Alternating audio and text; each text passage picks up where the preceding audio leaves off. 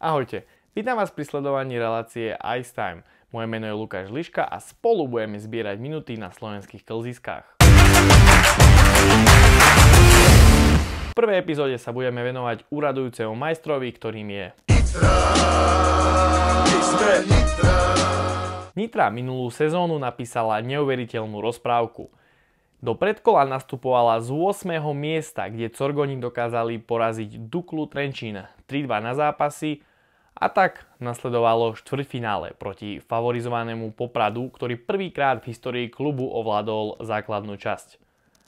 Nitra do tejto série vstupovala ako totálny outsider, naopak Poprad mal obrovské očakávania a nie divu, že aj s tým súvisel ten tlak, ktorý bolo cítiť na tých popradských tribúnach.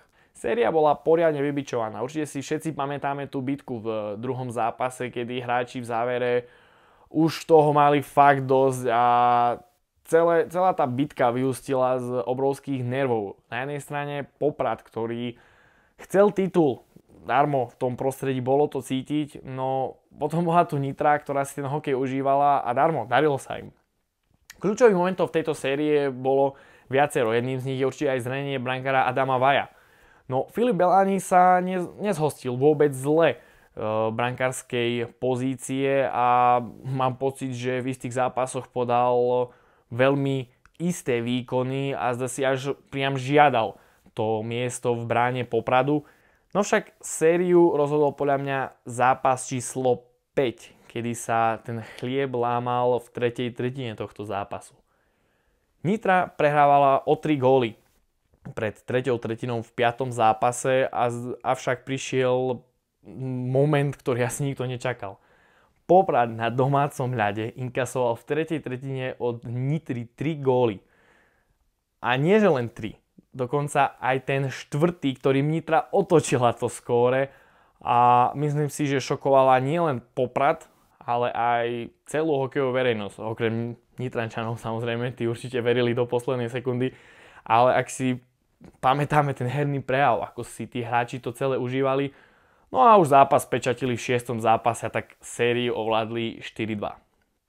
Prichádza semifinále Michalovce. Tým pod vedením Tomeka Valtonera má tie najvyššie ambície v tomto ročníku. Nitra opäť v úlohe outsidera, no prekvapila hneď v prvých 2 zápasoch, kedy zo Zemplína si pod zobor vezie 2 body. Vedie 2-0 na zápasy. Prichádzame do Nitry, no Nitra určite chcela to možno ukončiť na 4-0, ale vieme, že ako táto séria dopadla, napokon Michalovce podľahli 2-4 z ich pohľadu na zápasy. Nitra sa teší na finále, darmo, bolo vidieť, Nitra je zohratá, staviaňová taktika sedí a ten hokej, ktorý hrali, bol tak efektívny, že osobne som pri tých zápasoch bol a s údivom som to až celé sledoval. Tour de Východ završila Nitra z Piskeno FC. Ak som spomínal, že Nitra sa bavila hokejom, tuto to platilo dvojnásobne. Spíšiaci historický úspech. Samozrejme už to striebro, ktoré mali isté v tom finále, bolo opäť istým obrovským milníkom, ktoré to mesto zažívalo, no zlato bolo veľmi blízko. Nitra si zo Spíša odvádza opäť dvojbodový náskok, čo určite Spíšiakom nepomáha. Doma tú dominanciu len potvrdila. Samozrejme, možno tá séria vyznela veľmi presvedčivo v prospech Nitry, ale ak si pozrieme tie zápasy, tak tá Spišská Nová Ves fakt dobre vzdorovala v istých momentoch. Dovolím si povedať, že trošku mala navrch, ale opäť Nitra hrala s ľahkosťou, efektívne. A Nitra hlavne sa nechávala vylúčovať. Hrala to takticky tak, ako vyspelý tím odohral celé play-off a darmo. Išli z 8. miesta, napísali nádherný príbeh, 4-0 na zápasy, 3 týmy z východu porazené v play-off. Dámy a páni, klobúk dole, titul je nad hlavami Nitry.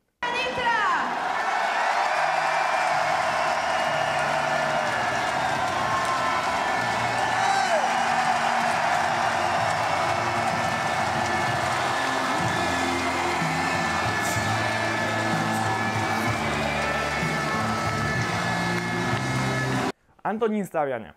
Pre Nitru veľmi dôležitá osobnosť a mám pocit, že asi žiaden tréner nie je tak spätý s klubom ako Antonín Staviaňa z Nitrou. Antonín Staviaňa Nitru priviedol v sezóne 2015-2016 historicky prvému titulu.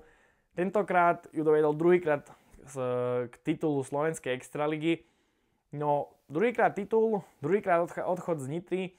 60-ročný rodák zo Zlína napokon prikývol na ponuku pražskej Sparty a sezónu 2024-25 bude práve na lavičke ako asistent trénera Pavla Grossu. Vieme, že Nitra Antonín Staviaňa k sebe jednoducho patria. Prvýkrát na lavičku Corgoňov Staviaňa sa postavil už v sezóne 2005 a 2006. Jeho druhé angažmá v Nitre bolo od sezóny 2012 a 2013 až po práve tú majstrovskú sezónu, ktorú som už spomínal.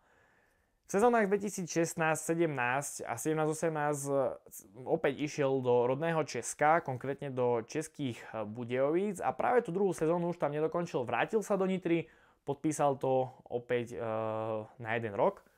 Po tom roku strávenom v Nitre vracial sa do rodného Zlína, kde v sezóne 2019-20 mal jediný cieľ svoje rodné mesto, svoj rodný klub dostať tam, kde patrí, medzi hokejovú elitu, čo však sa zlínskym Beranom nepodarilo, keďže všetci vieme, že v týchto rokoch sezóna sa prerušila kvôli pandémii COVID. Misia Zlín a Extraliga dopadla neúspešne a Staviaňa sa opäť vracia do Nitry. Tentokrát už pôsobil až do minulej sezóny, kedy získal titul. Pánovi trénerovi prajeme veľa šťastia aj v Sparte a aby aj to rudé srdce možno získalo to, čo tak túžia, to je titul. Kto sleduje Českú extraligu, tak vie, ale poďme späť na Slovensko. Nitra reagovala veľmi opatrne v tejto veci a bolo vidieť, že ten podpis trénera si necháva ozaj odležať v hlave. Predsa trénera Staviaňu v Nitre asi málo kto nahradí, no našli predsa len dosť podobnú náhradu. Andrej Kmeš, dámy a páni, tréner, ktorý už raz Nitru viedol, potom zbieral veľmi cenné skúsenosti po boku trénera Petra Oremusa. Vieme, že po 3 rokoch ich z lavičky HKM zvolen v minulej sezóne odvolali. Po ich službách okamžite siahol HC Slovan Bratislava. No a či už to zvolen oľutoval toto odvolanie, to si určite povieme aj v epizóde o HKM zvolen, takže určite daj odber, ak ťa zaujímajú novinky zo Slovenskej extraligy a postupne si budeme rozoberať každý tím a každé mužstvo na novú sezónu. Dostaneme sa aj k brinziarom. No ale poďme späť k Nitre. Tá počas leta ohlásila príchod 46-ročného kormidelníka pod zobor a prezident Miroslav Kováčik na klubovej stránke to takto okomentoval. Som rád, že sa veci napokon vyvinuli takto a Andrej sa uvoľnil spod zmluvy, ktorú mal so Slovanom. Vďaka tomu sa otvorila cesta na jeho angažovanie. Po konci trénera Staviaňu sme hľadali hlavného trénera a sme radi, že sa naskytla táto možnosť. Veci do seba dobre zapadli, Andreja tak môžeme znova privítať v Nitre. Poznáme sa veľmi dobre a takisto dobre poznáme aj jeho prácu. Za 4 sezóny nabral nové skúsenosti po boku Peťa Oremusa, takisto získal nové poznatky aj v reprezentačnej 18. Prichádza do stabilizovaného realizačného tímu, ktorý ostal celý pokope. Bez problémov tam zapadne, s každým sa dobre pozná. Je z Nitry a boli by sme radi, keby sa mu darilo dlhé obdobie. Radi by sme mali slovenského trénera priamo z nášho mesta. A zda každý tréner potrebuje to najdôležitejšie, a to zverencov. Nitra hneď po oslavách titulu nezaháľala a začala podpisovať mená a skladať celý káder na budúcu sezónu. Zmluvy predĺžili Bajtek, Koton, Bubela a osobne veľmi pozitívne vnímam aj podpis alebo predĺženie zmluvy u Sahira Gilla. Tento 32-ročný rodák z Kanady mal naozaj veľmi produktívny ročník a bol výbornou ofenzívnou súčasťou tímu. Veľmi dobré správy prišli pre Nitro aj v bránkovisku. Česko-fínska dvojka Kašik a Tokajlo predĺžila zmluvy aj na ďalšiu sezónu.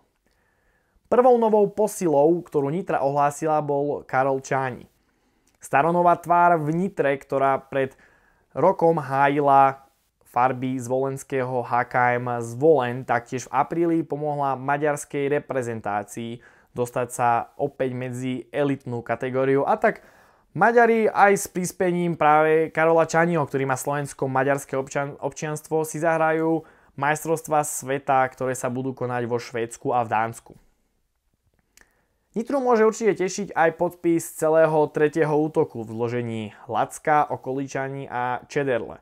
Títo chalani sa spolu zohrali od 4. zápasu štvrťfinále proti Popradu a tréneri nepotrebovali meniť celý útok až do konca sezóny.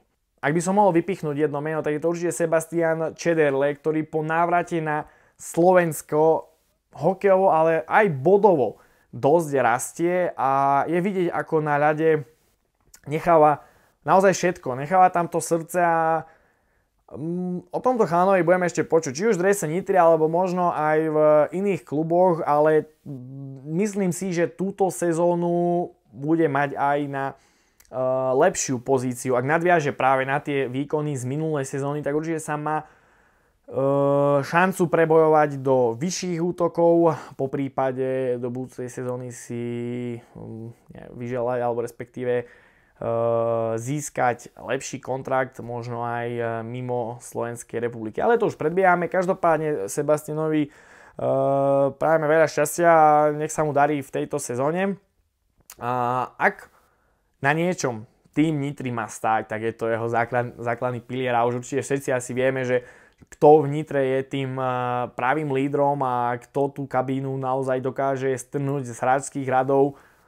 Zvučné meno Branislav Mezej, okrem toho, že je to vysoký chlapík, má hlavné slovo v kabíne a pre neho to bude už 11. sezóna v rade v nitrianskom drese. Dámy a páni, klobúk dole pred týmto hráčom, ktorý srší obrovskou líderskou energiou. Je to vidieť na tej striačke, ako dokáže vyburcovať ten tím a keď ho mám aj na rozhovore, je to veľmi skromný chlapík a jemu skôr ten vek ešte aj mám pocit, že mu to pridáva na tých výkonoch a naozaj baví sa hokejom, je to vidieť a myslím si, že táto sezóna nemusí byť pre ňoho úplne že posledná. Poďme na ďalšiu kapitolu, ktorá je veľmi špecifická v našej lige. Sú to legionári. Niektorí sú tu na užitok, no niektorí vieme, že skôr naopak na príťaž. Vieme dobre, že kto má dobrý scouting, dokáže urobiť popredné priečky v lige. Nitra ohlasila prvú posilu zvonku, ktorou sa stal Austin Alger, ktorý prichádza z fínskej ligy. A dámy a páni, teraz poďme si pozrieť jeho štatistiky. Bola to jeho prvá európska zastávka a musíme uznať, že fakt mimoriadne vydarená. 38 zápasov v základnej časti, 41 bodov. 20 zápasov v play-off a 23 bodov. Ak si len predstavíme, čím si musel prejsť, akým prechodom z úzkeho klziska, kde sa hral tvrdý hokej, na obrovské fínske, kde sa hrá korčuliarsky hokej a nazbieral toľkoto bodov, no ja si osobne myslím, že táto liga mu bude sedieť viacej.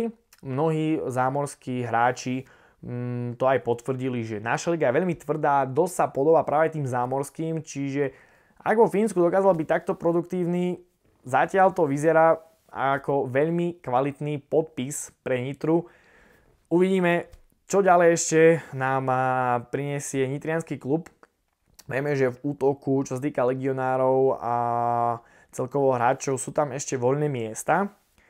Ale poďme k ďalšiemu legionárovi, tentokrát obrancovi, ktorý prichádza z norskej ligy. Mark Auk prichádza z Norska a ak si pozrieme jeho štatistiky tohto beka, je nám známe, že betonár to vôbec nebude.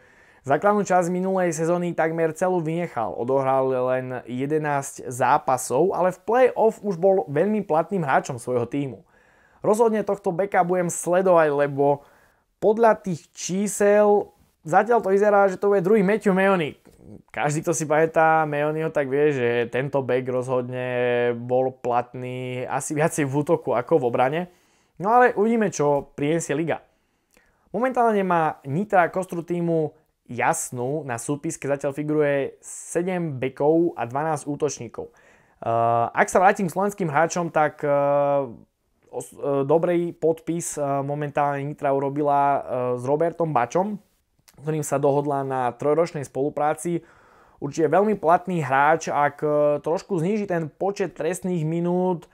Je vidieť, že Nitra buduje ten tím naozaj kvalitne a snaží sa obhájiť ten titul majstra a za mňa tento rok Nitra sa pred kolu vyhne a určite ju radím do top 6.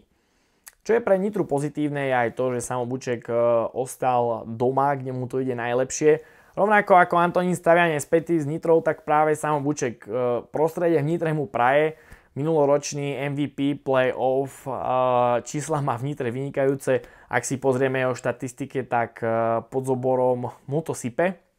No ale stále sú tam voľné miesta v útoku.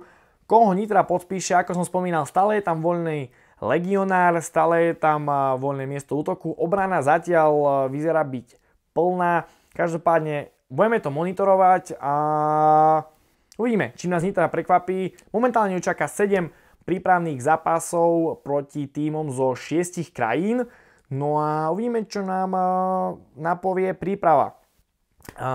Čo sa týka ešte nejaké novinky v Nitre, tak určite je to aj logo. Klub informoval na klubovej stránke aj o takom menšom refreshi tohto loga, kedy odstránil niektoré slovíčka z tohto loga a ponechal tam len rok. A samozrejme Corgoň ostal stále dominantou a hore ostal názov klubu HK Nitra. Pre mňa je to taká svieža aktualizácia, určite vhodná a niekedy fakt to logo nemusí byť vyšperkované, vyčerkané, úplne stačí takáto jednoduchosť a klub Nitry si myslím, že neurobil vôbec zlý krok. Dámy a páni, to je na dnes všetko. Určite ak vás zaujímajú novinky z slovenskej extraligy, tak dajte subscribe a ak sa vám toto video páčilo, určite dajte like. No a teším sa pri ďalšom dieli. Rozoberieme si aj vicemajstrov z východu, ktorým budú Spíšiaci.